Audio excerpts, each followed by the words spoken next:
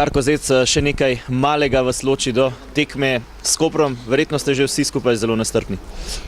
Res je, nestrpni smo in komaj čakamo, da se sezona začne in da odigramo to prvo tekmo, da vidimo, če smo res tako dobro trenirali, kot mislimo in kot prikazujejo analize, tako da res je, komaj čakamo prvo tekmo. Odigrali ste 6 prijateljskih tekem, 4 zmage, remi in poraz. Je bilo dovolj za uigravanje moštva? Vsekakor je bilo dovolj za uigravanje, imeli smo dovolj časa in ogromno treningov, tako da mislim, da smo moštvo uigrali tako, kot je treba. Vreme vam je malce zagodlo, niste še stopili sploh na naravno travo. Zna biti to problem? Mislim, da to ne bo problem, kajti prejšnji del sezone smo tudi veliko trenirali na umetni travi in se ni pokazal kot problem, tako da mislim, da tudi zdaj ne bo problema, ko stopimo na naravno igrišče. Trener vse skozi igralce malce menja mesta, med pripravami ste se predvsem izkazali na mestu zadnjega zveznega nogometaša. Kako vam ugaja?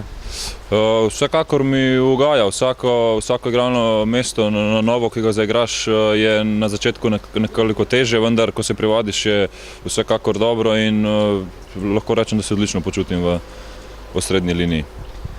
Tekma s Koprom, nemudoma boj za Evropo. Res je, ampak mi se ne obremenjujemo z mesti in z boji v Evropo oziroma za kamorkoli, ker gremo iz tekme v tekmo, za vsako tekmo se enako pripravljamo in dajemo vse od sebe, tako da bomo videli, kaj bo. Kaj lahko pričakujemo v Domžal v spomladanskem delu prvenstva, kakšno igro predvsem?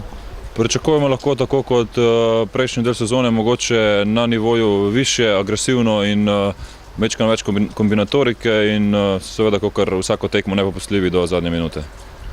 Najlepša hvala, srečno. Hvala.